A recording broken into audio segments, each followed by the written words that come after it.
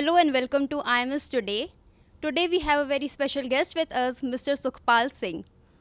Sir is a chartered accountant with 12 years of experience in industry, as well as he is a director at Ernest & Young LLP. We welcome you, sir. Thank you so much. Sir, how did your role evolve over these 12 years? I'll start with my educational background and then I will move at how my role evolved over the period. The first and foremost, I qualified chartered accountancy from Calcutta, and there once I qualified, I had to look for a job, and I got a job in a tier 2 firm, I would say, which was the DB Desai, and there I started my journey as a professional. And I took the role of a indirect tax professional.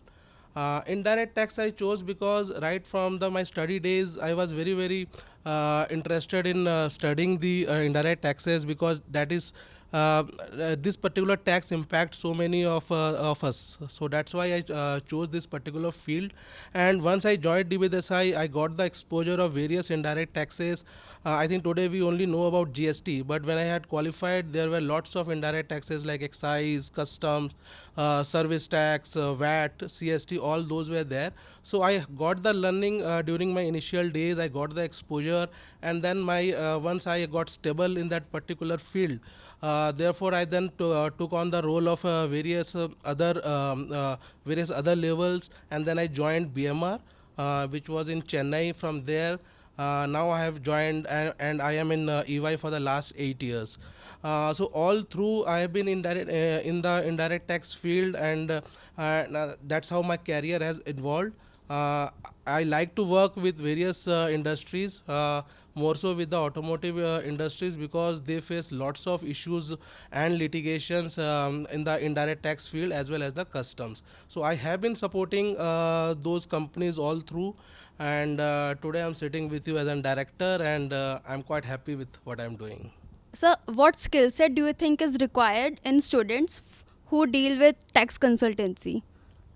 Look, the first and foremost, you should have the interest in doing this particular job, tax consultancy, because once you qualify as a chartered accountant, you have a background of audit, you have a background of a direct tax, indirect tax, but ultimately it's the interest which should be there in the indirect tax field, and you should have a solving mind and brain as well. It's not that only you have read the theory, and until and unless you are not able to apply that particular thing in your business scenarios, you will not become a perfect professional. So what we see in a student is that not only about the theory and the how much literate he is in that particular subject, but how can he imply that or apply that particular knowledge in the solving the different tax issues for the client. So ultimately it's the practical aspects we see, and how composed and how maturely he answers those things, rather than sharing the knowledge of the books. That's what we see. Sir, how do you approach companies while educating and assisting them with GST and custom issues? So we have we EY as a brand are there in every city and state, and people know us from our versatile experience which we carry, and therefore we keep on meeting various companies, understand their business operations, understand their problems. Once we understand their problems, then we'll try to brainstorm internally that what could be the solution within the four corners of the law.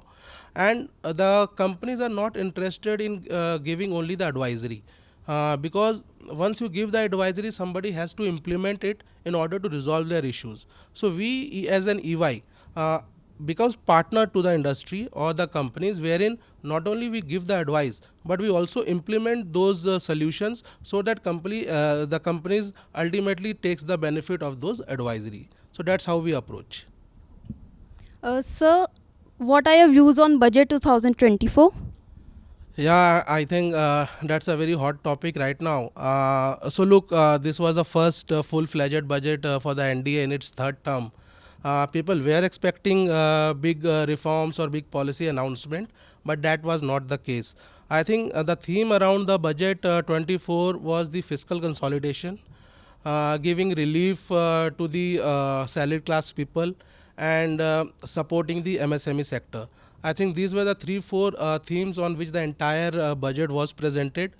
But as far as the big policy announcements on some EV related subsidies or FAME related subsidies, all those were not present. So this time the entire budget was on pruning the uh, present policies, and therefore I think the budget was good for the public, but industry as a whole, they were expecting much more.